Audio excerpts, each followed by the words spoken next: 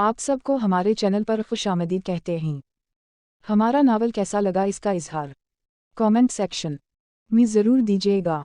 और ये AI generated आवाज़ है, कुछ मसाइल की वजह से अपनी आवाज़ नहीं दे सकती, इसलिए अगर किसी को आवाज़ से मसला हो या फिर पसंद ना आए तो मैं माजरत ख्वाह हूँ। शुक्रिया। बालाज ने एक झटके से कंबल खींचा तो वो नजर आई। कमरे में रोशनी ना होने के बराबर थी। इसने साइड टेबल पर पड़े लैंप पर हाथ मारकर जलाया और इसकी नज़र सबसे पहले साइड टेबल पर पड़ी। और सामने का मंजर देखकर बालाज को लगा किसी ने उसके जिस्म से जान निकाल दी हो। वहाँ स्लीपिंग पल्स की डब्बी पूरी खाली पड़ी थी। वो हैज़ल की तरफ बढ़ा, हाथ बढ़ाकर इसके बाल पीछे किए। इसके चेहरे को छुआ तो वो बर्फ की तरह सर्द थी। बालाज का सांस सीने में ही अटक गया। हैज़ल, हैज़ल, ये किया तुमने, बेवकूफ़ लड़की, आँखें खोलो। बालाज ने उसे झंझोड़ डाला, मगर वो 1 इंच ना हिली। बालाज ने इसका हाथ पकड़कर नबज़ा टटोली, मगर नबज़ा ना मिली। बालाज शाह का वजूद पाश पाश हो गया। वो अपनी पूरी ताकत से चलाया। हैज़ल, नहीं, तुम ऐसा नहीं कर सकती। आँखें खोलो मेरी जान। वो इतनी ऊंची आवाज़ में चीखा कि वो सब भागते हुए कमरे में आए। निदा ने हाथ बढ़ाकर लाइट जलाई थी। कुछ मिनट तक वो सब समझते रहे कि ये कमरे में हवा किया, और हैज़ल को बेहोश देख निदा की चीख निकल गई। शावीज़ के सीने में करचीन छिप गईं। वो दोनों भी आगे बढ़े। शावीज़ इसके पास आया। बुढ़िया, आँखें खोलो, नहीं तुम मुझे दोबारा छोड़कर नहीं जा सकती। शावीज़ की हालत तो बालाज से भी ज़्यादा ख़राब हो गई, और निदा तो वहीं गिर गई। बालाज की आंखों से आंसू गिरते हैज़ल के बालों में जज्ब हो रहे थे। आलम ने झरकते दिल के साथ इसकी नब्ज़ चेक की, और फिर वो उन दोनों से भी ऊंची आवाज़ में चलाया, पागलों उठो, उसे हॉस्पिटल लेकर चलो, पल्स बहुत सुस्त चल रही है। ये सुनना था कि बालाज के दिल में एक उम्मीद की किरण जागी। वो बना दूसरा लम्हा ज़ाया किए उसे अपनी बाहों में भरकर उठा और फौरा बाहर भागा। आलम भी इसके पीछे बाहर भागा, और शावीज़ शाह वहीं ज़मीन पर गिर गया। निदा ने बहुत मुश्किल से खुद को संभाला और उठकर शावीज़ के पास आई। लाला, हिम्मत करें, उसे कुछ नहीं होगा। वो खुद से 7 साल बड़े भाई को हौसला दे रही थी, जबकि हाला ने दूसरी तरफ से शावीज़ को पकड़कर बिठाया। आधे घंटे में ये बात पूरी हवेली में फैल गई कि हैज़ल ने खुदकुशी की कोशिश की, और नादिया बेगम तो बेहोश हो गईं। सारी हवेली वालों की जान हलक में ही अटक गई थी। 3 घंटे हो गए थे उसे ऑपरेशन थिएटर में, और बाहर बालाज शाह नगारों पर लौटपोट हो रहा था। हैज़ल ने ऐसा क्यों किया? अगर इसे कुछ हो गया तो? क्या वो इससे इतनी नफरत करती है कि उसकी बीवी बनने से ज़्यादा इसे मौत बेहतर लगी? ये बालाज शाह कहीं से भी हवेली की वो मजबूत चट्टान नहीं लगता था। अगर हैज़ल को कुछ हो गया तो ये शख्स तो वैसे ही मर जाएगा। पास ही आलम खड़ा था। इसका हाल भी अच्छा ना था, वो तो उनकी लाडली बहन थी। शरारतें करती हुई ही अच्छी लगती थी। वो अपने अंदर इतना गम लिए फिरती थी कि अपनी जान लेने की ही कोशिश कर ली, और उनको कुछ पता तक ना चला। आखिरकार डॉक्टर बाहर निकली और आलम बेताबी से डॉक्टर की तरफ बढ़ा। बालाज शाह तो कदम ना उठा पाया। डॉक्टर, मेरी बहन ठीक तो है? डॉक्टर ने एक नज़र उसे देखा। हमने सिर्फ आपके कहने पर यह केस हैंडल किया है डॉक्टर आलम, वरना ये सीधा सुसाइड केस था। हमने उनका मुद्दा वाश कर दिया है। इन्होंने पल्स 10 से ज़्यादा खाए थीं, जिसका साफ मतलब अपनी जान लेना था। वो सिर्फ 18 साला एक बच्ची है। इसके दिमाग में इतनी टेंशन थी कि इसने अपनी जान लेने की कोशिश की। क्या आप अपनी बेटिम पर तवज्जो नहीं देते? खैर, अब वो ख़तरे से बाहर हैं, इनको रूम में शिफ्ट करते हैं तो आप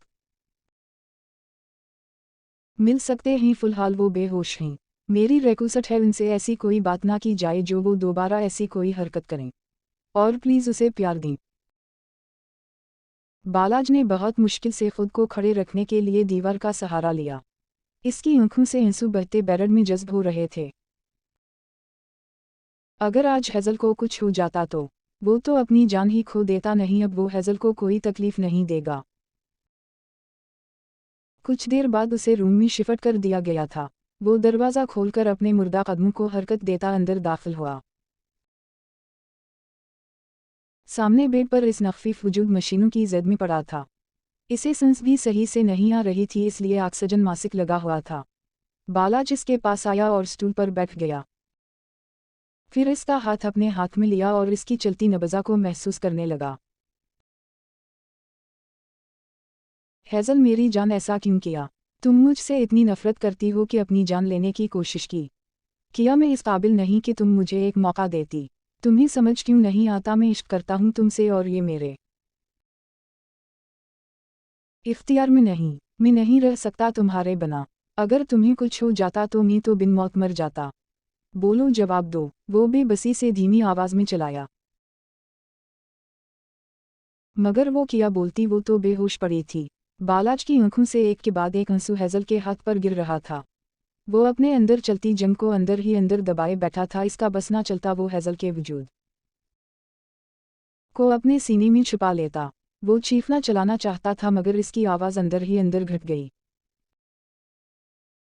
वो काफ़ी देर इसके पास बैठा रहा फिर इसका हाथ छोड़ा जब दरवाज़ा खिला और शावीज़ और नादिया बेगम अंदर दाखिल हुए। वो हैज़ल को देखकर उसकी जानिब भागी। हैज़ल मेरी बची आंखें खोलो ये किया तुमने अपनी मां का भी नहीं सोचा। शावीज़ ने इन्हें कंधों से पकड़कर सहारा देकर पीछे किया और एक नफ़रत और काटदार नज़र बालाज पर डाली। बालाज ने इस नज़र में अपने लिए सिर्फ नफ़रत देखी। उसके दिल को कुछ हुआ वो बना कुछ कहे उठा और कमरे से निकल गया। शावीज़ ने नादिया बेगम को हैज़ल के पास बिठाया और इन्हें अब समझा रहा था। बाहर बालाज ने दरवाजे से एक आखिरी नज़र हैज़ल पर डाली और हॉस्पिटल से निकल गया। कुछ घंटों बाद उसे होश आया तो उसने सफ़ेद छत को देखा। किया वो मर गई थी। इसे सुकून महसूस होने लगा। अच्छा हुआ हैज़ल तुम मर गई तुम मौत ही डेज़रू करती थी। मगर आहिस्ता आहिस्ता उसकी हंसी बेदार होने लगी। इसके कानों में आवाज़ें पड़ने लगीं। उसने नज़र दाएं बाएं घुमाई तो उसे पता चला कि वो हॉस्पिटल में थी। उफ वो जिंदा थी। दिख और गुस्से की एक लहर इसके अंदर डोरी। कुछ ही फासले पर उसकी मुंह बैठी तस्वीर पढ़ते हुए बार बार अपने आंसू पूंछ रही थी। उसे अपनी मुंह की हालत पर अफसोस हुआ। आलम नरस से कोई बात कर रहा था और शावीज़ फ़ोन कान से लगाए किसी को हैज़ल की तबीयत के बारे में बता रहा था। अचानक शावीज़ की नज़र उसकी तरफ उठी तो वो फ़ोन रखता हैज़ल के पास आया। गुड़िया मेरा बच्चा तुम ठीक तो हो? वो फिक्रमंदी से इसके चेहरे पर हाथ रखे पूछ रहा था। अब ऑक्सीजन मासिक उतर चुका था। हैज़ल ने एक बेतासुर निगाह इस पर डाली। फिर दोबारा से छत को घूरने लगी। मुझे क्यों बचाया? मरने क्यों नहीं दिया? वो बेबसी से चलाने की कोशिश करती बुरी तरह दर्द से तड़प उठी। शावीज़ शाह ने इसका सवाल इस तरह इग्नोर किया जैसे सुना ही ना हो। कहीं दर्द तो नहीं हो रही? पेन है तो मैं डॉक्टर को बुलाता हूँ। हैज़ल ने इसका हाथ झटक दिया। चली जाए मुझे अकेला छोड़ दी। वो रुख मोड़ गई। शावीज़ इसके पास से एक इंच भी ना हिला। इसने दूसरी तरफ देखा तो उसकी मुंह तकलीफ से उसे ही देख रही थी। हैज़ल के दिल में करचीन छिप गईं। वो इस औरत को कोई तकलीफ नहीं देना चाहती थी मगर वो उठकर इसके पास आई और उसे प्यार करने लगी। हैज़ल के गले में गुलटी उभर कर मधुम हुई। कुछ देर बाद वो फ्रूट काटकर उसे ज़बरदस्ती खिला रही थीं। बस अम्मा और नहीं खा सकती। नादिया बेगम ने उसे ज़बरदस्त कसम की घोरी से नवाजा वो खामोश हो गई। माँ की घोरी ही काफ़ी थी। हैज़ल एक दिन हॉस्पिटल में रही। इस दौरान बालाज एक बार भी इसके सामने नहीं आया। उसने हवेली वालों को साफ अल्फाज में कह दिया कि कोई हैज़ल से कुछ भी नहीं पूछेगा और जिसने उसे एक भी लफ्ज़ कहकर तकलीफ देने की कोशिश की फिर वो बालाज शाह के गुस्से को जानता है। सब खामोश हो गए और अगले दिन शाम को वो डिस्चार्ज होकर वापस आ गई। वो अपनी मां के सिवा किसी से बात नहीं कर रही थी। इसे सबसे गिला था कि इन्होंने उसे मरने क्यों नहीं दिया।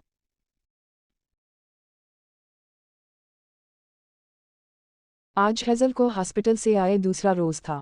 वो बेड पर लेटी बस वीरान आंखों से छत को घूर रही थी। निदा इससे नाराज़ होकर कमरे से निकल गई थी। इसका दिमाग माजी में भटक रहा था।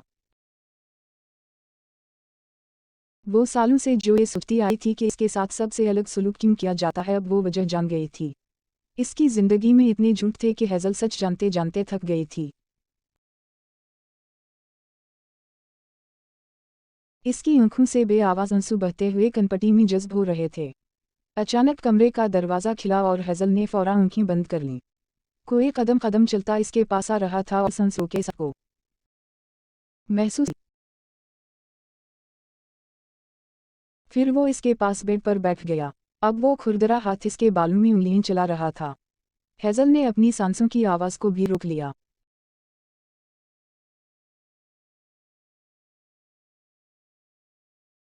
तू बहुत छोटी जब अपनी शरारत से मेरा गुस्सा दी थी। फिर आहिस्ता आहिस्ता तुम्हें छोटा दिखकर मैं मुस्कुराने लगा। तुम कब मेरे लिबास बिन गई जान ना सका। वो सुगर अल्फाज तलाश कर रहा हो। हेज़ल दम साए हुए लेटी रही।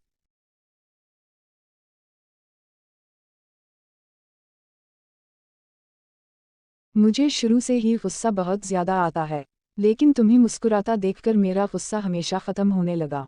फिर मुझे समझ आ गई तुम ही हो वो जो मेरा गुस्सा काबू करने की सलाहियत रखती हो। तुम मेरे लिए इतनी ख़ास होती गई कि तुम्हें किसी और के साथ बानटना में बर्दाश्त नहीं कर पाता था। मैं चाहता था तुम सिर्फ मेरी रहो। मैं चाहता था हेज़ल शाह सिर्फ बालाज शाह की हो, कोई दूसरा उसे देखने का हक भी नहीं रखता। वो फिर खामोश हो गया। हेज़ल महसूस कर सकती थी इसका लहजा टोटा बखड़ा था। उसकी आवाज़ भी भीग गई थी। लेकिन मैं गलत था। हेज़ल शाह पर सबसे ज़्यादा अगर किसी का हक था तो वो तुम खुद थी हेज़ल। मुझे तुम्हारी ये हेज़ल आँखें सबसे ज़्यादा अच्छी लगती हैं। अगर तुम मुझसे इतनी ही नफ़रत करती थी तो एक बार कह देती। मैं अपनी जान दे देता, मगर तुमने अपनी जान लेने वाली जो हरकत की है इससे तुमने बालाज शाह को तोड़कर रख दिया। तुम्हें इस हालत में देखकर मेरा दिल फट गया था।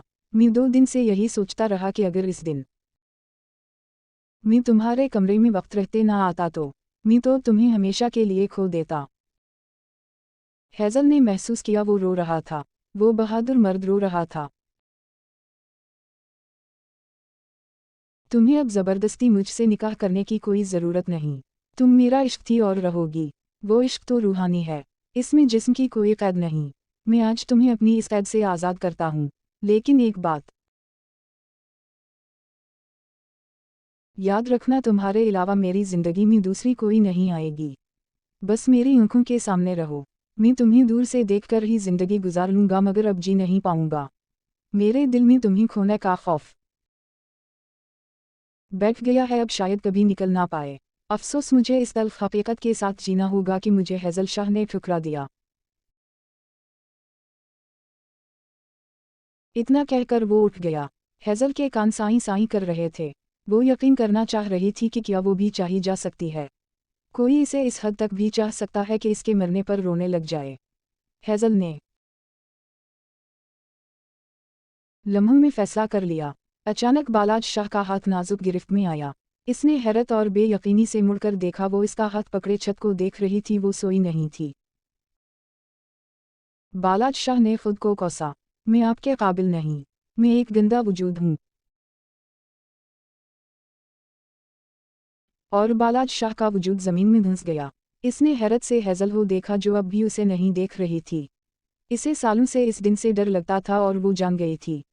तो आज सच्चाई का दिन आ गया था। वो दोबारा इसके पास बैठ गया। किसने कहा तुम्हें ऐसा? हेज़ल तंजिया मुस्कुराई। क्या फ़र्क पड़ता है कि मुझे किस पता चला, हम ये कि मुझे पता चल गया। आप जानते थे ना।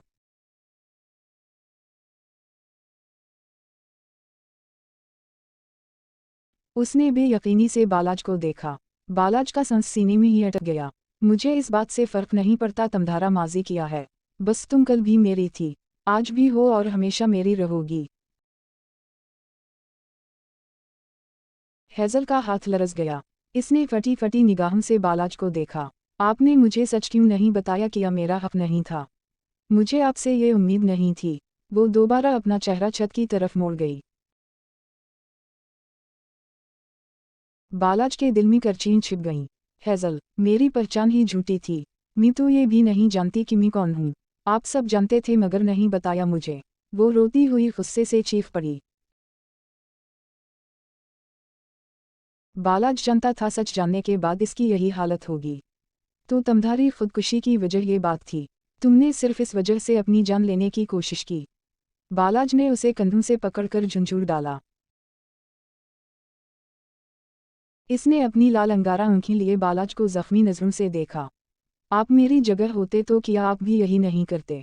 और हाथ मत लगाएं मुझे, आप भी गलीज हो जाएंगे। और बालाज बेयकीनी से अपने हाथों को देखा जो वो झटक चुकी थी। हेजल, तुम्हारा दिमाग खराब हो गया है। मैंने कहा ना, मुझे कोई फर्क नहीं पड़ता, बस तुम मेरी हो। अब की बार वो भी ढाड़ा। हेजल की आंखों से एक बार फिर आंसू बहने लगे। आपको फर्क नहीं पड़ता मगर मुझे पड़ता है। यही सब अगर आपके साथ होता तो कैसा लगता आपको बताएं। वो भी बसी से चीखी। बालाज के हाथों की गिरफ्त गीली हो गई। वो कैसे इसकी तकलीफ को महसूस कर सकता था? वो तो अजियत की आग में झुलस रही थी। हेजल, मुझे फर्क नहीं पड़ता, इश्क ये सब नहीं देखता। वो भी बसी से बहुत कम आवाज में बोला। हेजल ने उसकी तरफ देखा और अजियत से क़क़ा लगाकर हंस पड़ी। फर्क पड़ता है। आप पहली बार ऊंची आवाज में कह सकते हैं, दूसरी बार कुछ कम, तीसरी बार इससे भी कम। आहिस्ता आहिस्ता इश्क की आवाज़ दबकर ख़त्म हो जाती। एडवोकेट साहब, मेरा वजूद एक गंदगी से ज़्यादा कुछ नहीं।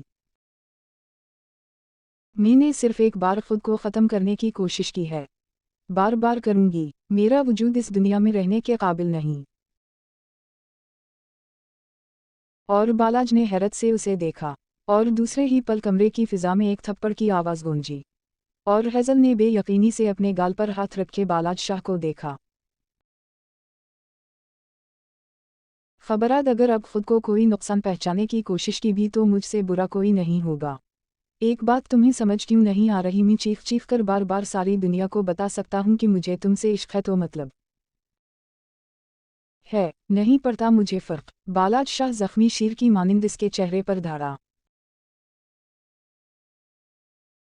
हेजल ने बेबसी से अपने गाल को सुलाया। मगर मैं नहीं करती आपसे कोई इश्क। वो बालाज से भी ऊंची आवाज में चीखी। बालाज हंस पड़ा मगर इसकी हंसी में दर्द था।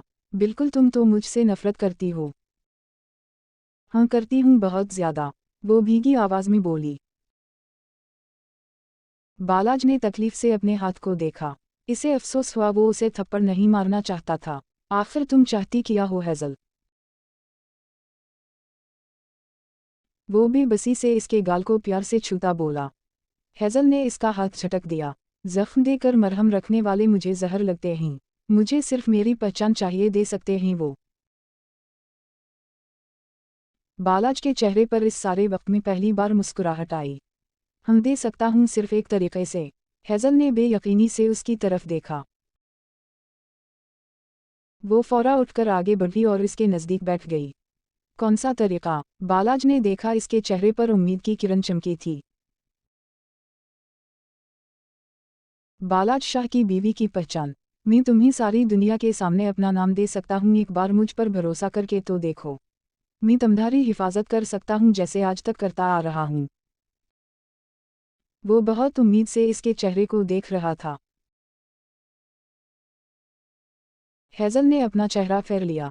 कल किया बताएंगे लोगों को कि मैं कौन हूँ? मेरा बैकग्राउंड किया है, या ये कि आपकी बीवी एक गंदगी का? बालाज ने इसके होंठों पर उंगली रखकर उसे खामोश करवा दिया। इसकी ग्रीन आंखों में गुस्सा आ चुका था। हेजल, अगर अब तुमने खुद के बारे में कोई बकवास बात की तो मैं बता रहा हूँ, मुझसे बुरा वाकई कोई नहीं होगा। और मैं सबको फख्र से बताऊंगा तुम मेरी हो। तुम्हारी पहचान के लिए सिर्फ इतना काफ़ी है कि तुम एडवोकेट बालाज शाह की बीवी होगी। हेजल को मजीद रोना आने लगा। आप बाद में बदल जाएंगे। नहीं बदलूंगा, नहीं, दूसरी शादी भी कर लेंगे। कसम ले लो, नहीं करूंगा। वो वैसे ही चेहरा फेरा अपने आंसू साफ कर रही थी और वो मोहब्बत से उसे देख रहा था। मेरे वजूद से बेजार हो जाएंगे और मुझे से नफरत हो जाएगी।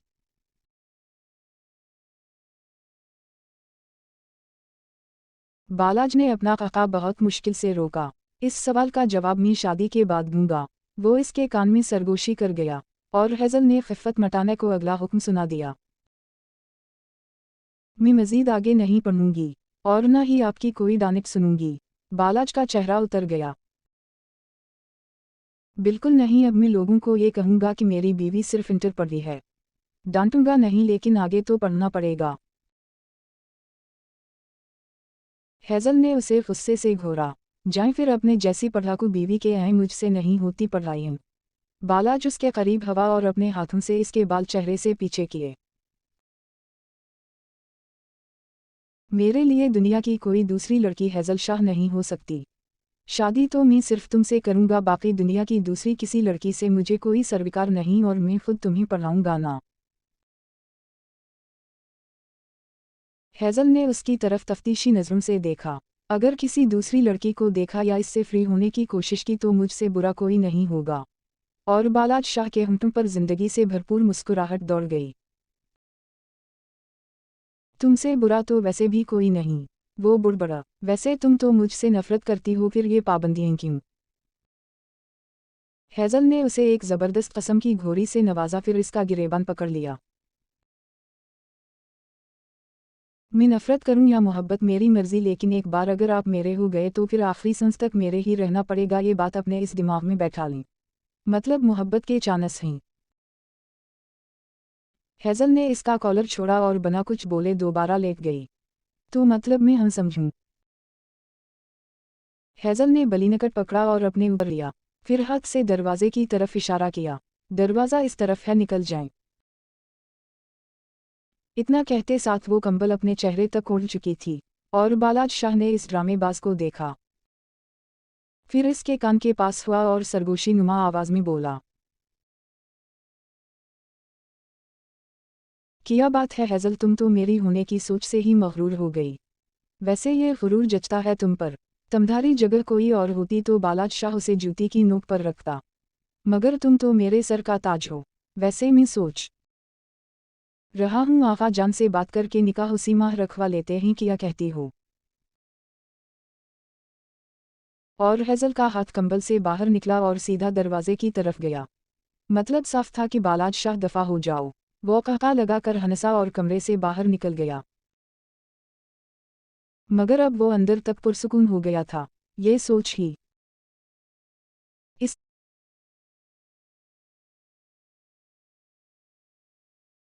इसकी सांसें और मुस्कुराहट वापस ले आई थी कि हेज़ल ने उसकी वजह से खुद को नुकसान पहुंचाने की कोशिश नहीं की। हेज़ल के दिल का बोझ हल्का हो गया था। वो कुछ ही देर में पुरसुकून होती नींद की वादियों में उतर गई। हवेली में एक नई सुबह का आगाज हो चुका था। ये दोपहर का वक्त था। हेज़ल इस वक्त दूसरी मंजिल के लाउंज में बैठी फरोट्स खाने में मसरूफ थी। वो कुछ देर पहले ही अपने कमरे से निकलकर बाहर आई थी। 2 दिन से आराम कर करके वो बोर हो गई थी। कॉलेज से तो छुट्टी पर थी। इस हालत में शावीज इसे हरगिज कॉलेज ना जाने देता। इसका मूड खुशगवार था। 3 दिन पहले उसने खुदकुशी करने की कोई कोशिश की थी। इस वाक़े का इसके चेहरे पर कोई तासुर नहीं था। इसके एक हाथ में बाउल था जिसमें मिक्स फ्रूट्स के पीस थे और दूसरे हाथ में अपना आईफोन 15 प्रो मैक्स पकड़े इस पर कोई फनी ड्रामा देख रही थी। फ्रूट्स खाते साथ इसके काके हर थोड़ी देर बाद लाउंज में गूंज रहे थे। वो तीनों जो सीढ़ियां चढ़कर ऊपर आ रहे थे हेज़ल को हंसता देखकर उसकी तरफ मुतवज्जह हुए। ओहद की ऊँखी बरसने के लिए बेताब थीं। हाजिम और सामने भी अफसोस से इस ड्रामेबाज को देखा। सारी हवेली वालों की जानसूली पर लिटाकर मैडम काके लगा रही थी। ओहद भागता हुआ उसके करीब आया और इससे चिमट गया। इतने में रमला भी लाउंज में आकर बैठ गई और उनके थर्ड क्लास ड्रामे देखने लगी। हेज़ल ने बेजार शक्ल बनाई। किया है मोटे निकलू एल्फी की तरह चपक कर क्यों बैठे हो? हेज़ल ने झुंझलाकर उसे खुद से दूर किया। वो दोबारा इससे चपक गया। रमला ने बेजायत से सर झटका। बालाज जो अपने ध्यान सीढ़ियों उतर रहा था, इसके कानों में हेज़ल की झुंझलाई हुई आवाज़ पड़ी। मैं कह रही हूँ हटू, दूर रहो मुझसे, मेरी नहीं हूँ जो इस तरह टसुए बहा रहे हो। बालाज ने लाउंज की तरफ देखा और इधर ही आ गया। क्यों किया ऐसा? अगर आपको कुछ हो जाता तो? हेज़ल ने उसे ज़बरदस्ती खुद से दूर धकेला। अच्छा होता मैं मर जाती तो तुम्हें सुकून हो जाता। खुद ही तो कहते हो मैंने तुम्हारे माँ बाप और उनके प्यार पर कब्जा कर रखा है। फिर वो सब सिर्फ तमधारा हो जाता। हेज़ल ने बज़ाहिर तो नॉर्मल अंदाज में ये बात कही, मगर बालाज को लगा वो अगला सांस नहीं ले पाएगा। इसने सहारे के लिए दीवार पर हाथ रखा। हेज़ल की आंखें नॉर्मल थीं, मगर बालाज इसके अंदर चलती तकलीफ को महसूस कर सकता था। ओहद ने अपनी भीगी आंखें उठाकर उसे देखा। नहीं, मुझे कुछ नहीं चाहिए, मुझे सिर्फ अपनी बहन चाहिए। मैं आपसे बहुत प्यार करता हूँ। वो अपने आंसू बेदर्दी से साफ कर गया। हेज़ल ने एक नज़र उसे देखा और दोबारा खाने की तरफ मुतवज्जह हो गई। मगर मैं नहीं करती किसी से भी प्यार, मैं तो खुद से भी प्यार नहीं करती। हो गया ये मीलो ड्रामा, अब निकलो। वो उस वक्त बेहिस रोबोट लग रही थी जिसे सामने वाले के एहसासात से कोई फ़र्क ही नहीं पड़ रहा था। ओहद दोबारा उसके करीब हवा। हरगिज़ नहीं, मैं तो अपनी बहन के पास ही बैठा रहूँगा। वो दोनों कहाँ पीछे रहते, वो भी आगे आए और साथ बैठ गए। हम भी। और हेज़ल ने गुस्से से इन्हें घूरा। रमला ने बालाज को देखा नहीं था क्योंकि इसकी पुश्त बालाज की तरफ थी। इसने तनफर से हेज़ल को देखा। वैसे बहुत ही कोई गिरी हुई लड़की हो। एक तो तुम जैसी दुनिया जहाँ की नकमी को बैठे बिठाए मेरा एजुकेटेड भाई मिल रहा है। मैडम के ड्रामे ख़त्म नहीं होते। खुदकुशी की कोशिश करके सबकी नज़रों में मजलूम बन गई। हो, हर वक्त सारी हवेली वालों को परेशान करती हो। अच्छा होता मर ही जाती, कम से कम हमारी जान की खुलासी तो होती। हेज़ल ने बेतासुर लहजे के साथ उसे देखा और एक नज़र इसके पीछे खड़े बालाज को, जो रमला को भस्म कर देने वाली नज़रों से घूर रहा था। वो तीनों बालाज को गुस्से में देखकर उठे और अगले ही पल गायब हो गए। हेज़ल ने एक हाथ में बाउल पकड़ा और दूसरे हाथ में अपना मोबाइल, और कदम कदम चलती रमला के सामने आई। मैंने आपके भाई के पाँव नहीं पकड़े कि मुझसे शादी करें। आपके वेल एजुकेटेड भाई को मुझ जैसी नकमी से आला दर्जे का इश्क हो गया है। इसने सीने पर उंगली रखकर खुद की तरफ इशारा किया। हेज़ल ने एक नज़र बालाज को देखा और तंजिया मुस्कुराई। अगर मुझसे इतना ही मसला है तो अपने भाई से कह दें कि ना करें मुझ जैसी नकमी से शादी। और जहाँ तक रही बात खुदकुशी की, तो ये मेरी ज़िंदगी है, इस पर मेरा इख्तियार है। मैं आपके भाई को इस काबिल भी नहीं समझती कि इसकी वजह से अपनी जान लूँ। मैं जो करती हूँ अपने लिए और अपनी मर्जी से करती हूँ। इतना कहते साथ हेज़ल ने कंटा उठाया और उसे रमला के चेहरे के पास लाई, फिर जोर से बाउल में घुसाकर फ्रूट उठाया और उसे मुंह में डालती हुई अपने कमरे की जानिब चल दी। रमला ने जैसे ही पीछे देखा, बालाज को गुस्से में घूरते पाकर इसका सांस हलक में ही कहीं अटक गया। इसने अपनी हैरत पर बहुत मुश्किल से काबू पाया। देखा लाला आपने, वो किस कदर बदतमीज़ चटाखा। इसकी बात पूरी होने से पहले ही बालाज शाह के हाथ ने उसे खामोश करवा दिया। रमला ने बेयकीनी से अपने गाल पर हाथ रखे अपनी भाई को देखा।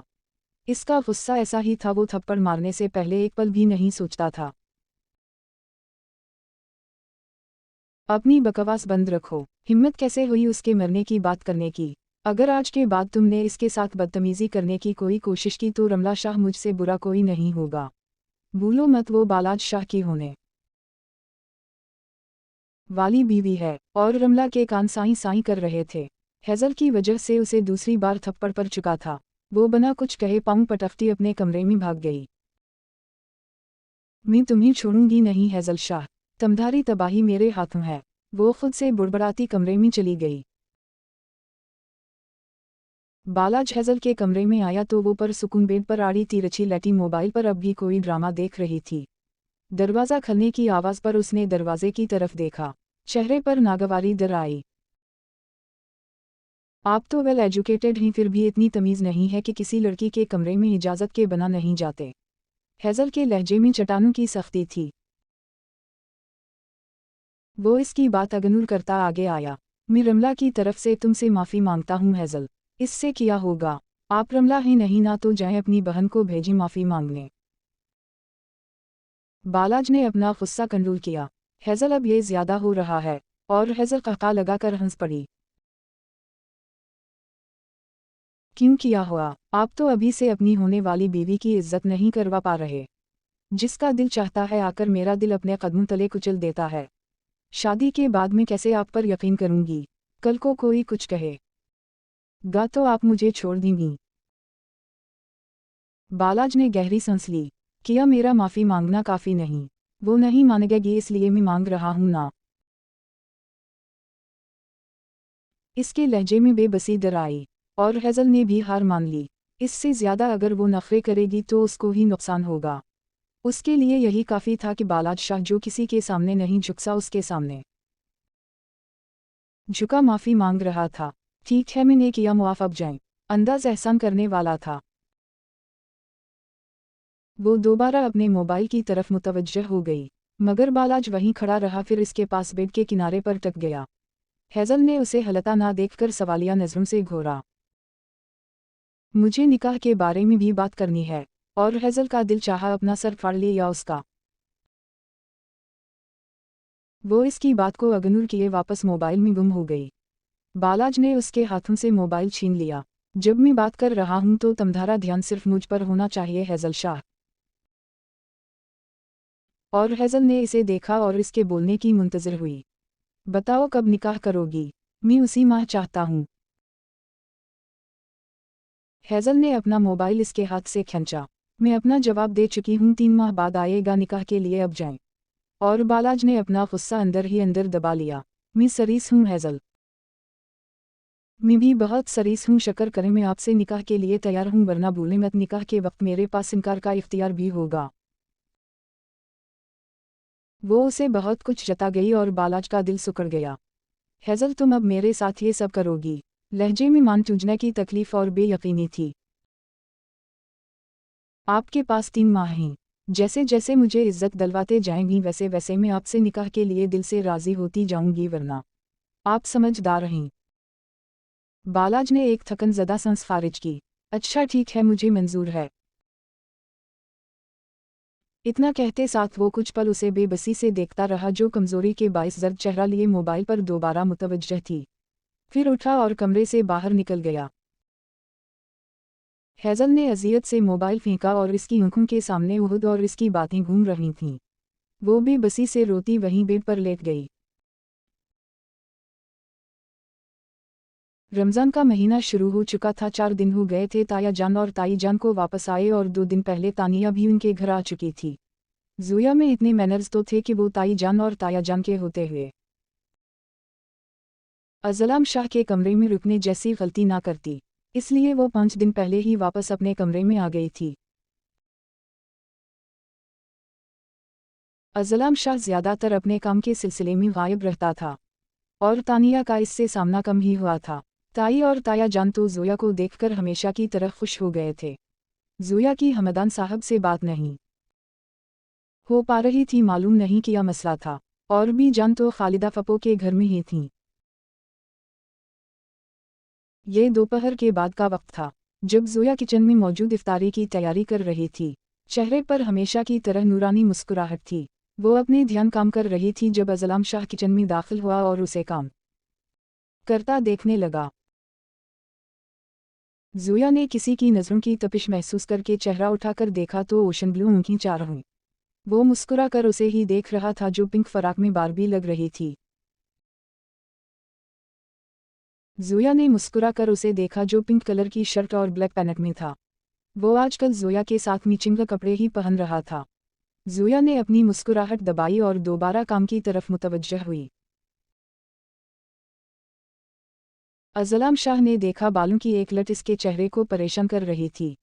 वो उस वक्त उसे अपनी रकीब महसूस हुई, जो इसकी बीवी के चेहरे को छू रही थी। वो आगे बढ़ा और हाथ बढ़ाकर बालों की इस लट को कान के पीछे किया। ज़ोया के काम करते हाथ एक लम्हे के लिए रुके थे और इन दोनों को इस तरह पास खड़े तीसरे वजूद ने देखा तो इसकी आंखों से चिंगारियां निकलने लगीं। वो इसके मजीद कुछ करीब हवा कि ज़ोया ने गला खिंगालकर उसे होश करवाई। वो चेहरा झुकाकर हंसा। तुम तो हपनाटाइज करने का फन भी रखती हो। 2 सालों में बार बार कहा गया जुमला। ज़ोया ने चेहरा मोड़कर मुस्कुराहट दबाई और अज़लाम शाह ने इसके दाएं गाल पर बोसा दिया और अगले ही पल किचन से गायब हो गया और ज़ोया हैरत ज़दा रह गई। कुछ पलों बाद वो दोबारा दिल की गहराइयों से मुस्कुराई और खाने की तरफ मुतवज्जह हो गई। मग़रिब हो गई थी। उस वक्त वो सब बैठे खाना खा रहे थे। हमेशा की तरह ज़ोया अज़लाम शाह के पहलू में बैठी थी। और तानिया उन दोनों के ऐन सामने। इसकी काटदार नजरें जोया के आर पार हो रही थीं। वो 23 साला मुनासिब नकुश की एक खूबसूरत लड़की थी। कुछ देर तक इनेला बेगम और कमाल साहब डाइनिंग टेबल से उठ गए, अब वो सिर्फ 3 रह गए थे। जोया सुस्त रवि से खाना खा रही थी और अजलाम शाह की नखीन से उसे ही देख रहा था। तानिया ने अजलाम शाह को मुखातिब किया, वैसे आप क्या करते हैं अजलाम? इसकी मोहब्बत बैनी पर जोया तो कलकस कर रह गई। उसने एक नज़र तानिया को देखा। प्रोफेसर हूँ। तानिया ने समझने वाले अंदाज में सर हिलाया और इससे मजीद बातें करने लगी। जोया ने अपनी बाएं हाथ की मुट्ठी बहुत जोर से भंची। जब अचानक अजलाम शाह ने अपना दाईं हाथ इसके घुटने पर रखकर इसकी मुट्ठी खोली और इसका हाथ मजबूती से पकड़कर अपनी खुरदरी उंगलियां इसकी नाजुक उंगलियों में उलझाकर इसकी हाथ की पुष्ट पर अंगूठा फेरने लगा। जोया ने एक नज़र उसे देखा, इसका अंदाज ऐसा था जैसे कह रहा हो, फिक्र मत करो, अजलाम शाह सिर्फ तमधारा है, जारी है।